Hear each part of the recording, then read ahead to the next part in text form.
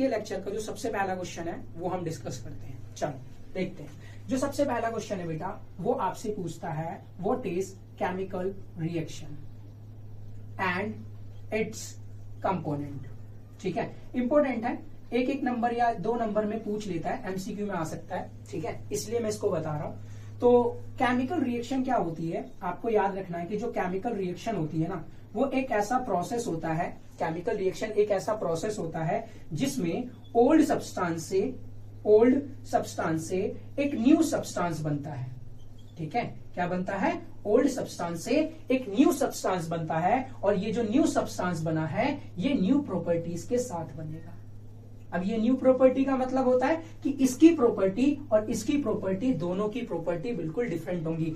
ये जो सब्सटेंस था इसकी प्रॉपर्टी, जब ये नया सब्सटेंस में कन्वर्ट हो जाएगा तो इसकी प्रॉपर्टी बिल्कुल डिफरेंट होंगी। ठीक है, दूसरा आपको कुछ पॉइंट याद रखने केमिकल रिएक्शन को लिखते वक्त, आप इसे एडिशनल पॉइंट समझ सकते हो। पॉइंट ये है कि केमिकल रिएक्शन में जो नया सब्सटेंस बना है वो वापस से ओल्ड सब्सटेंस में कन्वर्ट नहीं हो सकता। ये किसी भी केमिकल रिएक्शन को पहचानने के लिए सबसे इंपॉर्टेंट बात है। ठीक है, आपको याद रखना है कि जो नया सब्सटेंस बना है वो वापस से ओल्ड सब्सटेंस में कन्वर्ट नहीं हो सकता। इसका मतलब क्या हुआ कि जो केमिकल रिएक्शन होती है वो इरिवर्सिबल होती है। ठीक है, क्या होती है केमिकल रिएक्शन, इरिवर्सिबल होती है। दूसरा पॉइंट आपको क्या याद रखना है कि जो भी हमने ओल्ड सब्सटेंस लिया था रिएक्शन कराने के लिए, उसका मास और जो हमें नया प्रोडक्ट मिला उसका मास।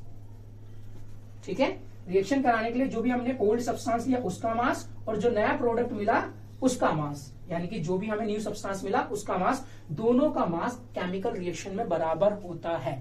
ठीक है, इसमें भी 1-2 क्वेश्चन पूछ सकता हो आपसे कि इधर ओल्ड सब्सटेंस में कुछ वैल्यू दे दी और आपसे पूछ ले कि बताओ न्यू सब्सटेंस में कितना केजी या जो भी ग्राम्स दिया होगा, वो क्वेश्चन आपसे पूछ सकता है, ये भी क्वेश्चन बन सकता है। ठीक है, तो ये है प्रॉपर पूरा का पूरा केमिकल रिएक्शन की केमिकल रिएक्शन क्या होती है। आई होप आपको समझ में आया होगा। हम अपने अगले क्वेश्चन पे चलते हैं। ठीक है, आप